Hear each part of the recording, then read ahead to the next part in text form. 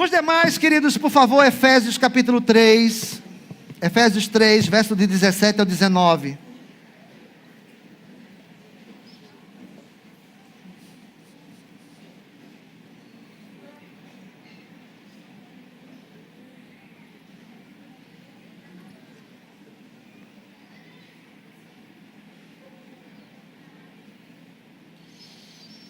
Efésios 3, de 17 a 19.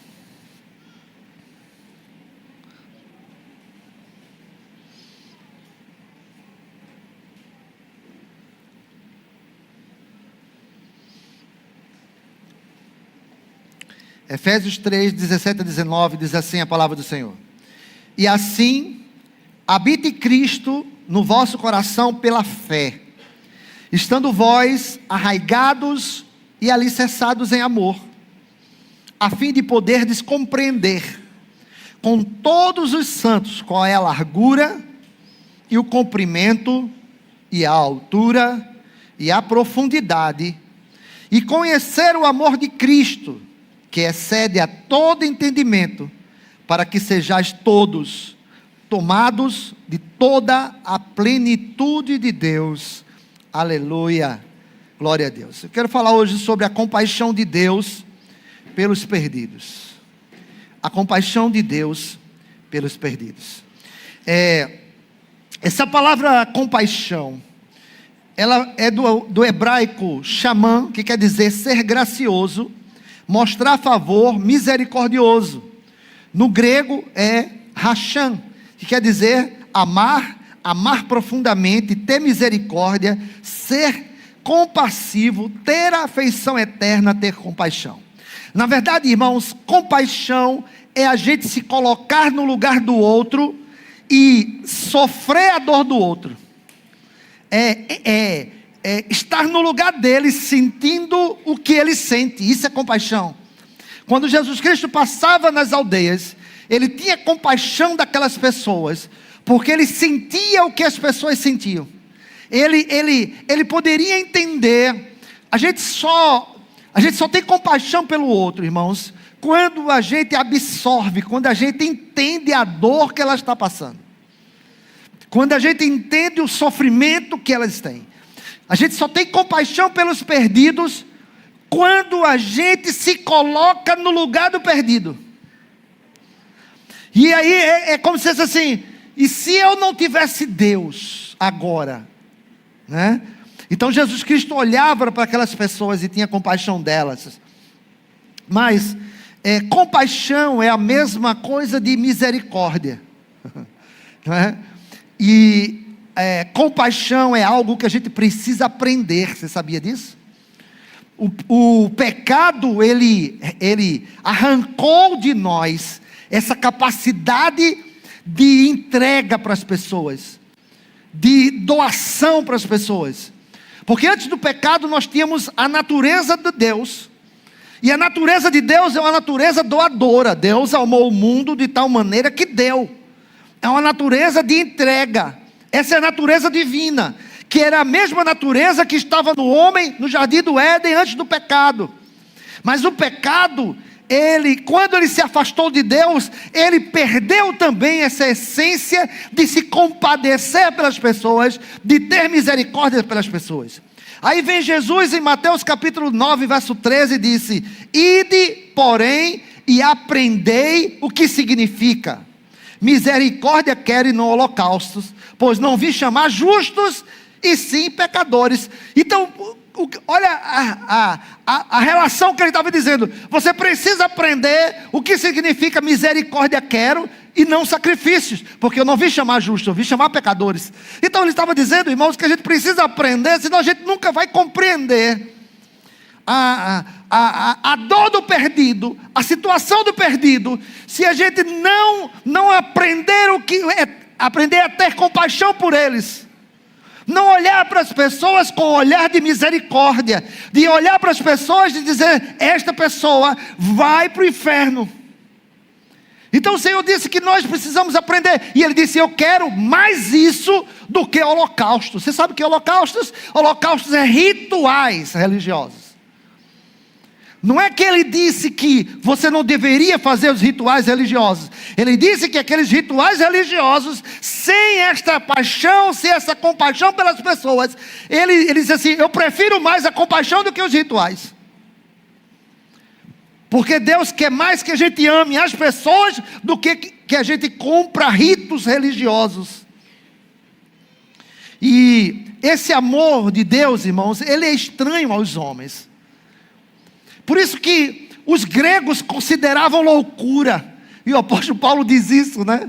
Os gregos consideram loucura, porque é loucura, irmãos, para um filósofo daquela época, alguém morrer por quem não presta. E aí Paulo disse assim: olha, pelo bom, pode ser que alguém se habilite a morrer, mas eu quero ver se habilitar para morrer pelo mal. Eu quero ver você dar a sua vida, você dá a sua vida por um parente seu, por um filho. Você vai dizer assim: eu troco o lugar dele pelo meu, eu morro por ele. Eu tenho certeza que a gente faz isso. Um pai e uma mãe, ele dá a sua vida pelo seu filho, eu tenho certeza disso. Agora eu quero ver você fazer isso com o estrupador. Eu quero ver você fazer isso com Fernandinho Beiramar.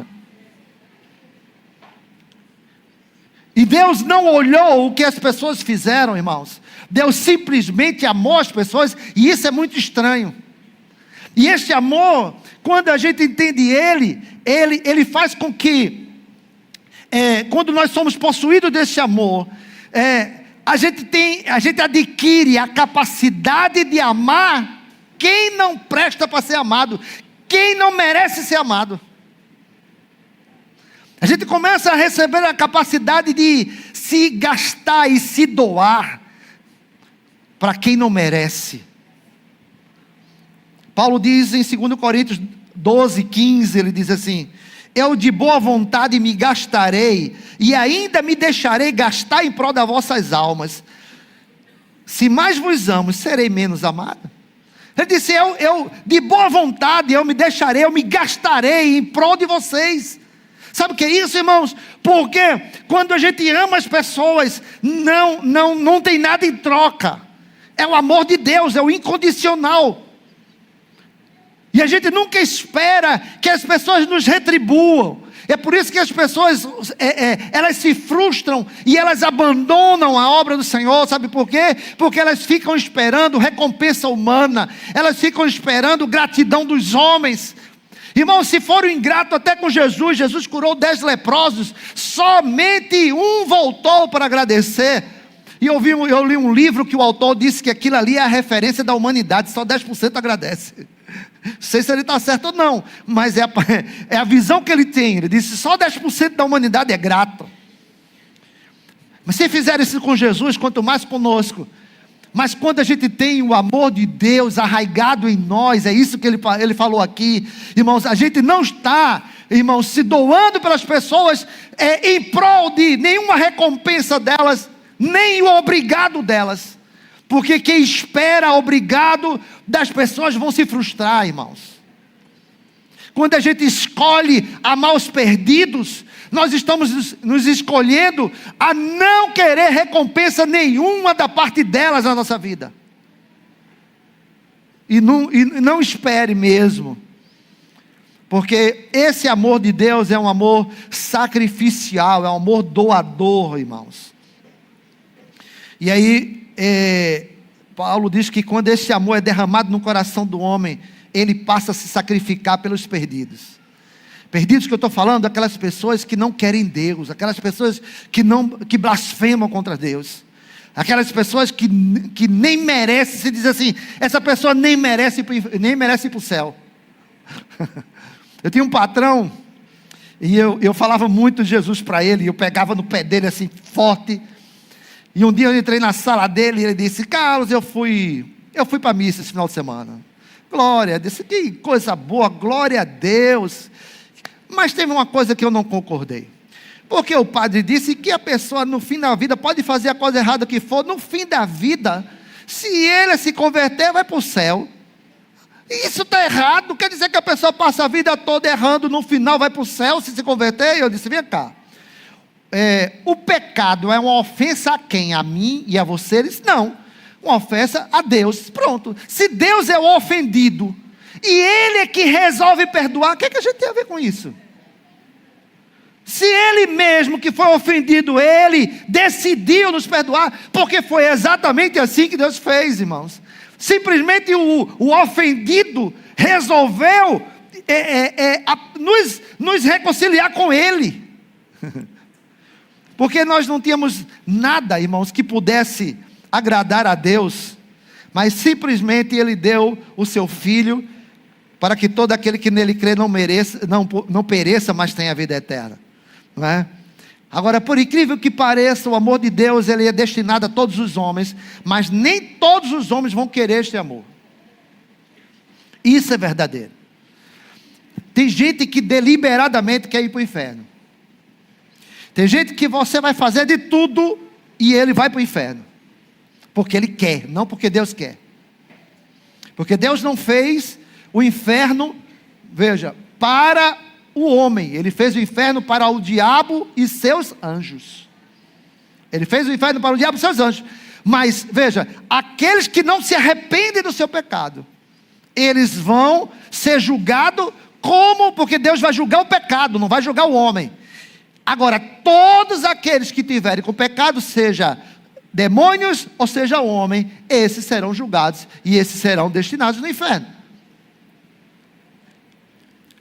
Jesus, ele teve muita compaixão dos perdidos quando ele esteve aqui na terra.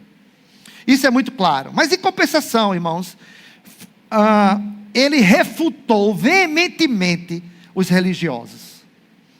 Porque se tem uma raça que Jesus Cristo confrontou, veja, Jesus conversou com prostituta, com adúltera, não é?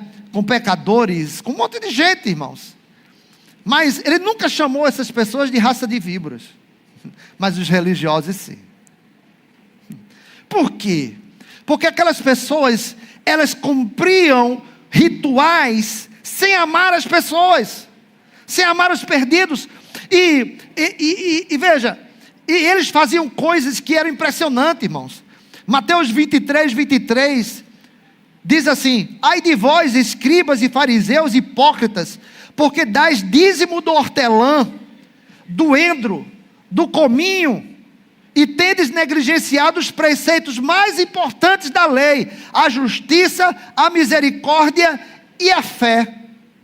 Veja, ele diz assim: deveis fazer estas coisas sem omitir aquelas. Ele não disse você tem que deixar de dar o dízimo e oferta. Ele disse você precisa dar o dízimo e oferta, mas você precisa acrescentar na sua vida, que é imprescindível para que dízimo e oferta tenha valor. Você precisa ter misericórdia das pessoas, porque eles davam dízimo do cominho.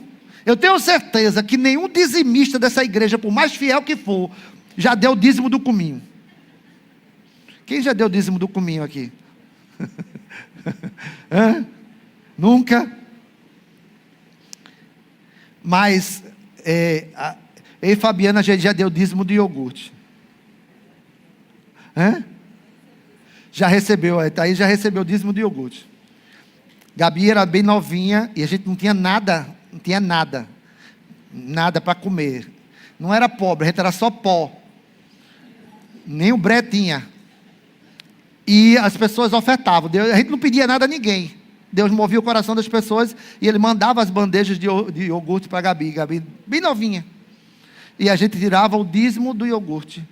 E a gente presenteava alguém da igreja. Olha aqui, esse aqui é o dízimo do iogurte. Claro que a gente não pode botar aqui na salva, né, irmão? Esse dízimo tinha que ser dado às pessoas para elas tomarem. Mas a gente deu. Mas estou dizendo aqui é que eles como os religiosos eram, irmãos, porque eles davam o dízimo de coisas tão pequenininhas, mas eles esqueciam a coisa mais fundamental. E é isso que Paulo disse assim: olha, se você der a sua vida para ser queimada, mas se não tiver amor, nada disso adianta. E esse amor, irmãos, é interessante, que não é aquele amor por aquele que é bonzinho, é um amor por qualquer pessoa. É você olhar para o mal com os olhos de compaixão, né? Sentir o peso daquela vida perdida, sentir a dor daquela vida queimando no inferno. Essa é a dor que nós precisamos sentir. E aí, irmãos, amor, ele não é uma teoria, ele é uma prática. Nunca vem com essa história assim, eu te amo. Não, amor é provado. Amor é provado. Porque tem gente que gosta mais de ouvir eu te amo do que receber os benefícios deste amor na prática. Tá? E aí eu vou falar para os casais. Vou dar uma palhinha aqui para os casais, né? Porque tem gente que tem uma carência afetiva muito grande, de que quer ouvir eu te amo toda hora, todo instante. Senão você não me ama. Irmãos, amor no casamento se traduz em cuidado. Se traduz em cuidado. Se a pessoa tem cuidado de você, com a sua vida, com a sua integridade, não é? Com aquilo, com o teu bem-estar, isso é um amor, irmãos. Então Deus, você não vai ver em canto nenhum Deus repetindo para a gente, dizendo assim, olha, eu te amo, acordando de manhã, a voz do céu diz, eu te amo, meu filho. Não, veja, Romanos 5,18 diz assim, Deus prova o seu próprio amor para conosco, pelo fato de ter Cristo morrido na cruz, sendo nós ainda pecadores. Então Deus provou o seu amor. Então amor, ele é provado. Então ninguém pode dizer assim, eu amo a Deus. Ele vai dizer, então me prove. Porque quando eu digo eu amo você, eu provei. Para a gente dizer que ama a Deus, a gente precisa provar. 1 João 3, 16 a 18. Nisto conhecemos o amor, que Cristo deu a sua vida por nós e devemos dar a nossa vida pelos irmãos. Ora, aquele que possuir recurso deste mundo e viu seu irmão padecer necessidade, far-lhe-á e fechar-lhe o coração, como pode permanecer nele o amor de Deus? Filhinhos, não amemos de palavra nem de línguas, mas de fato e de verdade. Eu amo os perdidos. Tá bom, e você faz o quê? Você faz o quê pelos perdidos? Eu amo a Deus. Tá bom, e você faz o quê em prol de Deus? Eu amo a obra. Então você faz o quê em prol da obra? Como é que Deus ama os perdidos? Primeiro, enviando Jesus. Esse é o maior ato de amor, irmãos. O Messias enviado, o presente de Deus para o homem. Jesus é a personificação, é o amor de Deus encarnado. Jesus é a encarnação do amor de Deus. Deus amou o mundo que veio em forma de homem, para sentir as dores que a gente sente, irmãos. Isso é compaixão. Porque Jesus Cristo sentiu a dor de ser traído, sentiu a dor de ser esbofeteado, sentiu a dor de ser crucificado, sentiu a dor de ser escanteado, esquecido, a dor de ser traído. Não existe nenhuma coisa nesta terra que a gente diga assim, isso Jesus não provou. Ele provou de coisas e provou coisas muito piores. Porque o amor de Deus demonstrado a nós é que Ele enviou Jesus, e Jesus morreu na cruz em nosso lugar. Porque, veja que grande amor, é você pegar uma pessoa que não presta, e dizer assim, eu vou dar o meu filho em prol dessa pessoa. Você dava? Você pega um ladrão, um assassino, um estuprador, e vai dizer assim, ele vai morrer na cadeira elétrica. Aí você faz assim, não, ele não vai morrer não. Eu vou mandar o meu filho para morrer no lugar dele. Imagine isso. Está em Romanos 5,8, né? Não 18, como eu falei, 5,8. Deus ama os pecadores sendo longânimo. Você sabe o que é longânimo? Longânimo é assim, é Deus suportar com paciência as bobagens, até a miséria da alma humana.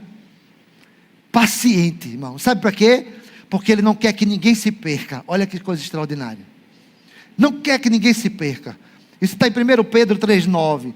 Não tarda o Senhor a sua promessa, como alguns a julgam demorada. Pelo contrário, ele é longânimo para conosco, não querendo que nenhum se perca, para que todos cheguem ao arrependimento.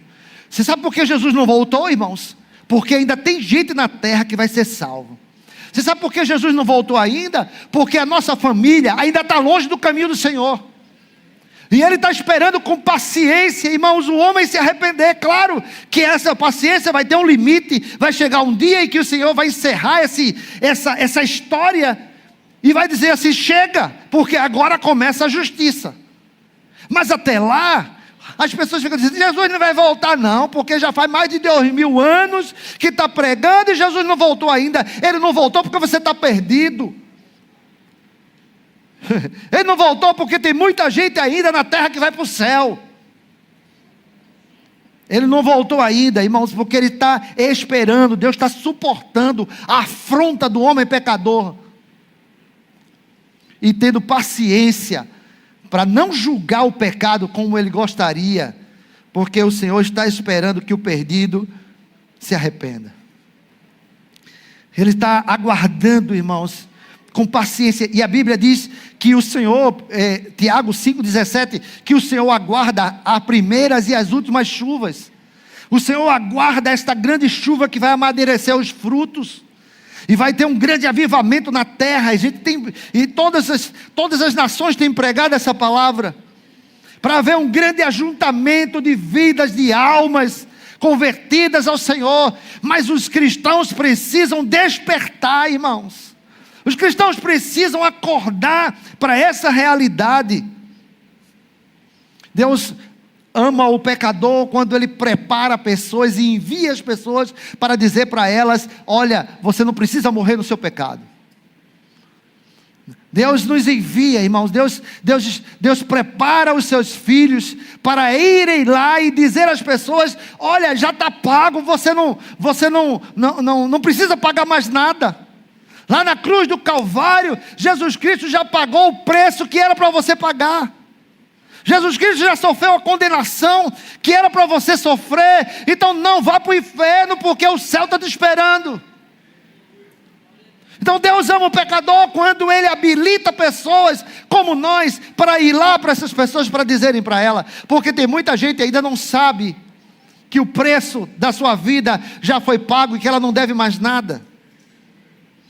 Segundo Coríntios 5, 19 e 20 diz: a saber que Deus estava em Cristo reconciliando consigo o mundo, não lhe imputando aos homens as suas transgressões, e nos confiou a palavra da reconciliação, de sorte que somos embaixadores em nome de Cristo, como se Deus exortasse por nosso intermédio. Em nome de Cristo rogamos que vos reconcilieis com Deus. Esta é a palavra que a gente precisa dizer para as pessoas. Somos embaixadores, representantes do país, representantes do reino na terra. Você chegou no seu trabalho amanhã, você vai dizer: chegou um embaixador de Cristo nesse trabalho, nessa empresa.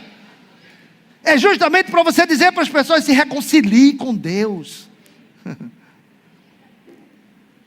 Agora, esse é como Deus demonstra o amor para as pessoas. Agora, como é que nós podemos demonstrar? Essa é a questão. E aí Paulo fala aqui algumas coisas. Primeiro ele diz: habitando Cristo nos vossos corações. Irmãos, esse habitar não significa apenas moradia, significa influência, significa controle e comando. Porque a gente diz assim: Cristo mora no meu coração, mas Ele manda em você? Ele influencia a tua vida para onde Ele quer? Ele comanda a tua vida para você fazer aquilo que Ele deseja que você faça? Então Cristo não habita aí, irmãos. Cristo é só visitante do teu coração. E quando Ele habita, Ele toma o espaço. Quando Ele habita, Ele dá o comando. Quando Ele habita, Ele vira um influenciador. É engraçado que a gente compra roupa pelos influenciadores, não é? Hoje eu estava dizendo a Rafa disse: olha, em determinado restaurante disse que a comida era boa, quando ele chegou lá não era. Eu digo: normalmente é assim. Por quê? Porque vai o influenciador lá, né? Faz aquela propaganda do restaurante: olha, a comida assim é muito gostosa, não sei o que. Quando você vai comer uma bomba, entendeu? E você consumiu aquela comida, foi até lá porque o influenciador te influenciou. Agora você imagine se Cristo te influenciar a levar a palavra de Deus, a compaixão às pessoas. Que coisa maravilhosa. Então a gente tem que deixar de ser menos influenciado por essas pessoas da internet e ser mais influenciado por Cristo. A gente demonstra esse amor pelas pessoas quando nós estamos arraigados e alicerçados em amor. Foi assim no verso 17 do texto que nós lemos. Estando vós arraigados e alicerçados no amor, né? Arraigados é criar raiz. Arraigados é firmados. Alicerçado é base. Então ele diz assim, olha, tem que estar enraizado, firmado, estabelecido em cima de uma base da nossa vida que chama amor de Cristo pelos pecadores. Se nós estamos firmados nesta rocha que é Cristo, irmãos, nós vamos ter compaixão pelas pessoas, ter amor pelas vidas. E este amor é doador, este amor é sacrificial, este amor não é teórico, é você ir lá e fazer. Não é? Eu digo para os da África, quando eu chego lá, eu digo assim, olha, a gente ama muito vocês, ama a Deus primeiro e ama muito vocês. Porque é para pegar 4 voos para estar aqui, irmãos. 4 dias de viagem, 4 voos e mais um transporte de 160 quilômetros. E deixar a nossa família para vir atrás de vocês, irmãos. A gente podia dizer assim, olha, o africano é problema do africano. Né? O pessoal do sertão é problema do sertão. Mas não é assim, irmãos. É o amor de Deus que nos impulsiona a simplesmente ir. A gente não pensa nos... Uma vez a pessoa que perguntou, apóstolo, o senhor pensa que o senhor tem a consciência dos riscos? Claro que sim. Claro que sim. E eu tenho tanta consciência, porque eu estudo a África. Eu tenho tanta consciência que se eu disser os riscos que tem lá, minha família nem deixa eu ir. Se eu disser os riscos que a gente corre, a gente nem vai. Não é? Eu nem disse a Elvis, porque senão ele não ia. E Thaís ia dizer, não, meu amor, você não vai não. Você está entendendo?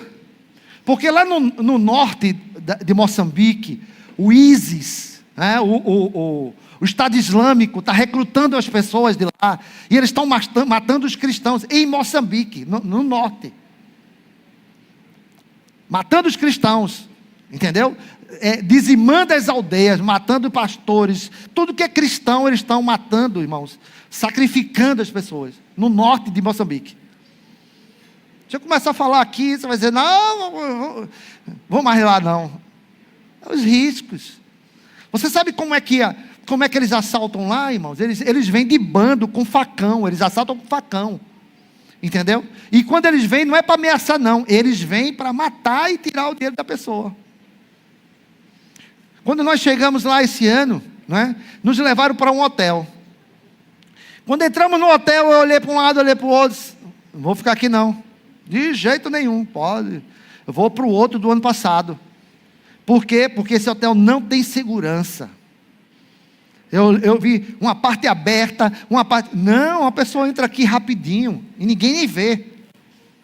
Por quê? Porque quando ele vê pessoas de pele diferente lá, ele já sabe, ou é turista, ou é missionário, ou é pessoas que estão trabalhando nas empresas, fazendo obras lá. Então tem dinheiro. Entendeu? Tem dinheiro. Tanto que no transporte de ida, eu fui na frente. Toda a polícia para, porque de 5 quilômetros tem um posto policial para parar. Não quer nada, é só encher o saco e pegar propina. É verdade. Eu fui na frente, para todos, porque me vê. Na volta eu disse, não, eu vou atrás. Bota os negão da África na frente, que eles vão olhar. Passa no instante. Entendeu? Mas eles entram assim, porque eu fui na casa de uma família. Que ele tinha um negócio. E eles entraram lá e só não matou porque a criança de 2 anos pediu ao marginal lá para não fazer isso com o pai dela. Eu fui na casa de uma pessoa desse jeito. Entendeu? Aí eu disse, não vou para um hotel onde tenha segurança. Né? Ali pelo menos a gente dorme tranquilo. Tranquilo. O hotel tem cerca elétrica, tem um guarda de noite com uma espingarda lá. De noite tem segurança. Muro alto, cerca elétrica, portão grande. E tem vários engenheiros das empresas que fazem obras naquela região, fica tudo hospedado lá. Eu digo, aqui tem segurança, dá para gente dormir tranquilo aqui. Entende? Mas o que faz isso é estar alicerçado e arraigado no amor de Deus. Porque quando a gente está firmado no amor de Deus, irmão, a gente não fica olhando para essas coisas. A gente olha que a nossa vida pertence ao Senhor, não é? Se a gente viver, a gente vive para Ele. Se a gente morrer, a gente morre para Ele. Então, é a única coisa que nos move, não é? Para ir, para orar e para ofertar.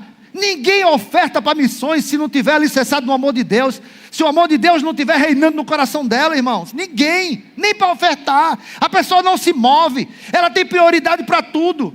Tem muita gente aqui que gasta mais dinheiro com cão e gato do que com a obra missionária. E não só isso.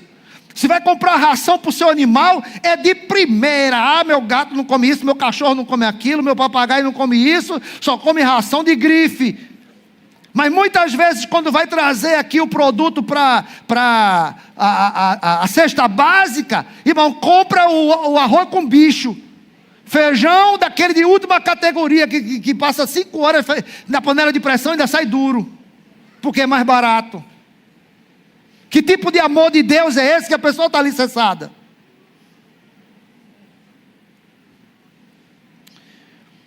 Ele diz que a gente pode demonstrar, ele diz assim, compreendendo a dimensão do amor de Deus. Você sabe que Paulo diz que o amor de Deus é tridimensional.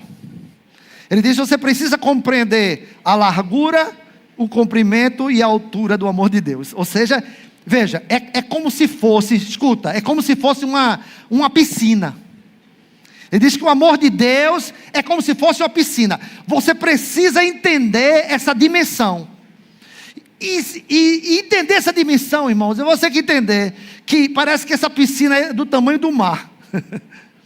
E ele disse, vocês precisam conhecer, a fim de poder compreender com todos os santos qual é a largura, o comprimento, a altura e a profundidade do amor de Deus. E aí, olha que coisa tremenda. Aí ele diz assim, sendo tomados de toda a plenitude de Deus. Você sabe o que é isso? Essa palavra tomados é quando a gente mergulha nele. Então não basta você entender, quão grande o amor de Deus. Ele disse, você precisa mergulhar nele. Porque quando você mergulha nele, você fica impregnado deste amor. Mergulhar é de tal maneira que a água te cobre. Aquela mesma experiência de Ezequiel 47. Se lembra que ele disse que as águas vinham nos artérios, a água vinha nos joelhos, a água vinha nos ombros, e depois eram as águas profundas que eles não podiam chegar no fundo. Exatamente isso. Quando a gente mergulha neste amor de Deus, nós ficamos totalmente impregnados do fio da cabeça até o dedão do pé.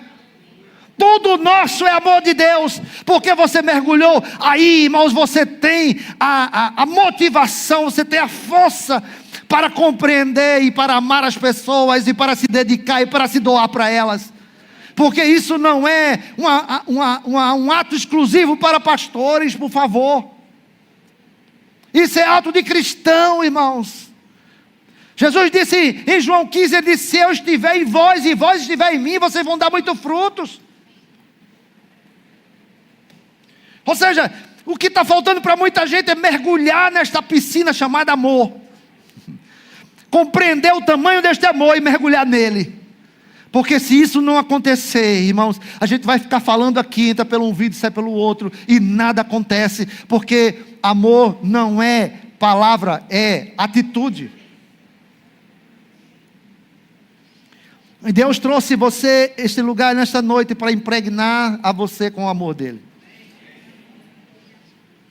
Mas você sabe que isso é fruto de uma oração, de um clamor. Porque quando eu me converti, eu fiz 2 orações que eu nunca mais esqueço. 2 orações eu fiz ao Senhor, que eu nunca mais esqueço. Primeiro, que o Senhor me desse amor pelos perdidos. Foi uma oração que eu fiz. Segundo, eu pedi a Deus que Ele me desse a mesma sabedoria que Ele deu a Salomão. Quando eu li aquele texto de Salomão, e eu disse: Senhor, eu quero essa sabedoria para fazer a Tua obra. Que o Senhor me dê essa mesma sabedoria. Exatamente igual. Porque é uma oração que a gente faz. Se você não tem amor, você pede amor, Ele te dá. Se você não sente essa paixão pelos perdidos, essa compaixão pelos perdidos, você clama a Ele que Ele te dá. Se você não tem se você não é capaz de se doar por quem não merece, você pede a Deus que Deus te dá. Se você não é capaz de amar até aqueles que te traíram, peça ao Senhor que Ele te dá amor. Porque eu vou lhe dizer uma coisa para você, irmãos. Eu tinha tudo para ser avesso a pessoas, por todas as coisas que nós passamos na trajetória do nosso ministério. Mas eu ainda continuo acreditando no discipulado, e eu continuo acreditando em amar as pessoas tem resultado. Porque se as pessoas fizeram com Jesus, fazem comigo, fazem com você. Mas a gente não faz por ela, irmãos, a gente faz pelo Senhor. Você vai dizer assim: eu vou amar o perdido não por elas, vai amar o perdido por Deus, né? E o amor a Deus faz com que a gente ame até quem não merece ser amado.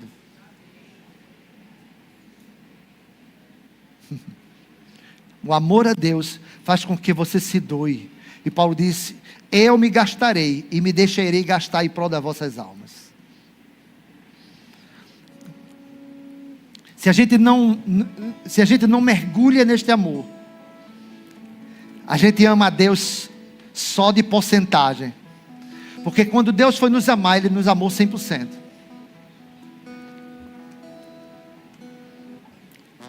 Eu sempre faço essa pergunta para as pessoas: quanto de Jesus você tem na sua vida? Quanto de Jesus? Pergunte a pessoa assim, que está do seu lado: quanto de Jesus você tem na sua vida? Quantos por cento? Quantos por cento de Jesus você tem? Responda aí para ela. Quantos por cento de Jesus você tem? Agora faço outra pergunta: quantos por cento de você Jesus tem? Responda.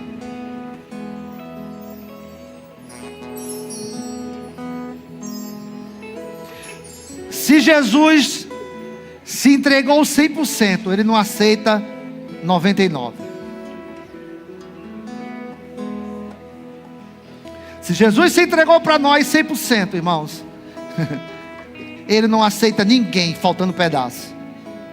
Ele não aceita nenhum amor pela metade. Se Ele nos amou de tal maneira que deu tudo quanto Ele tinha. Quando Ele diz Filho unigênito, irmãos, Filho unigênito é o Filho único. Nós somos filhos porque somos adotados, mas filhos emanados do Pai só existe uma pessoa, que é Jesus Cristo. E quando Ele deu tudo quanto Ele tinha. Mas em compensação, irmãos, Ele só aceita na mesma proporção de que Ele nos deu. Então, está precisando você mergulhar neste amor.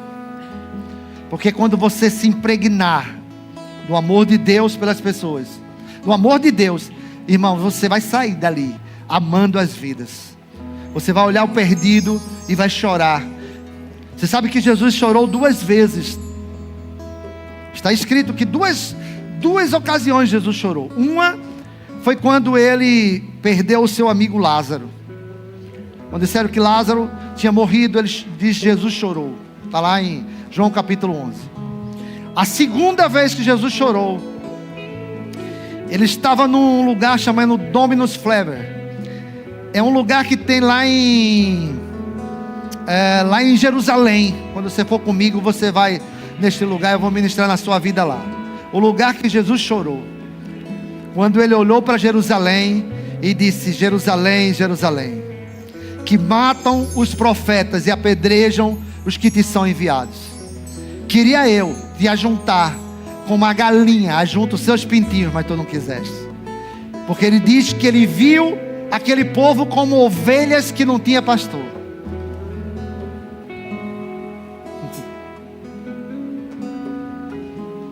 Recentemente eu disse para um casal amigo, não é da nossa igreja, pertence a outra igreja, mas que vive cambaleando, querendo consertar o casamento.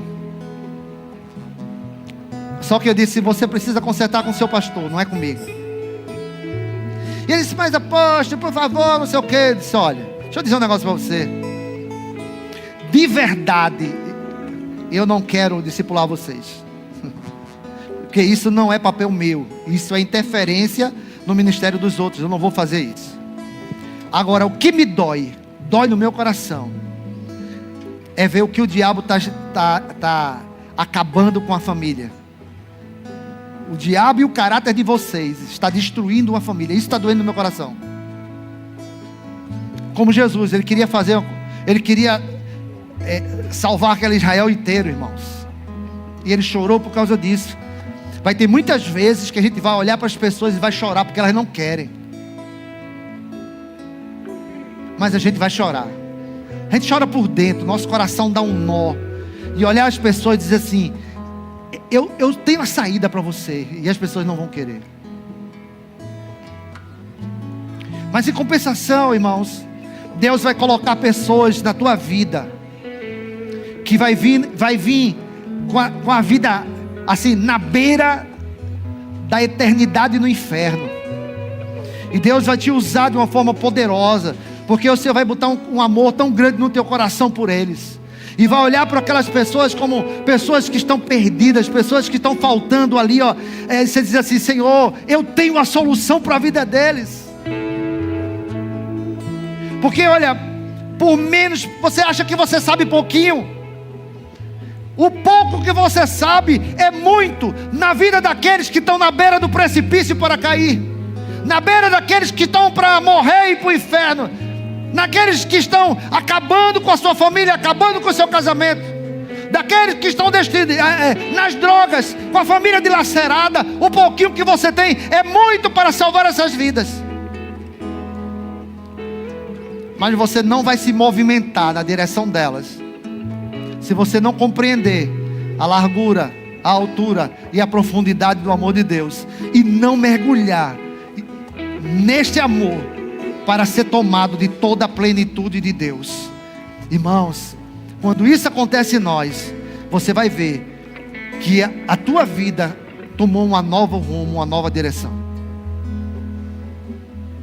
Porque você vai olhar o drogado com outros olhos, você vai olhar os teus familiares com outros olhos, você vai olhar o morador de rua com outros olhos, você vai olhar a prostituta com outros olhos.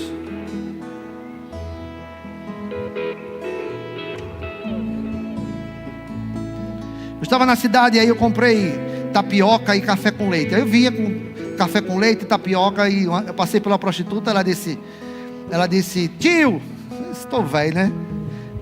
A prostituta me chamando de tio, eu estou lascado. Mas isso é melhor do que ela me chamar de amor, então deixa de tio, tio está melhor. Você me arruma um café desses, é todo seu, deu café, deu tapioca, disse: pode comer. Porque a gente vai dizer assim: é uma prostituta. Irmãos, é uma pessoa que está precisando de Jesus, e nós temos o que ela não tem. Você tem o que muita gente não tem. Você tem a saída, você tem a solução para a vida delas. Você tem uma palavra que pode restaurar um casamento, que pode restaurar uma família, irmãos. Você tem isso, já está aí dentro de você. Você não precisa fazer curso de teologia, não. Entenda isso. Porque quando aquela mulher samaritana que se encontrou com Jesus, ela entendeu a altura, a largura e a profundidade do amor de Deus, ela mergulhou e saiu dali cheio da plenitude de Deus. Ela foi para a aldeia e disse para a aldeia: vem ver um homem que disse tudo aquilo que eu estou vivendo. porque o encontro dela foi suficiente para ela mergulhar naquele amor, e ela entendeu o grande amor que Jesus Cristo tinha pela vida dela. Quando a gente entender, nós vamos fazer isso também, porque só tem isso que nos move na direção do nosso vizinho, ou na direção de um Afeganistão, ou de um africano, um afegão, ou de um africano, de um ribeirinho, de um morador lá do Alto Xingu, que te faz você sair da sua casa para ir para uma outra casa falar do Evangelho, que faz sair da sua casa, deixar a tua casa e ir para outro país, falar do amor de Deus. Só isso, irmãos, não tem outra coisa não. Só esse amor é que nos move.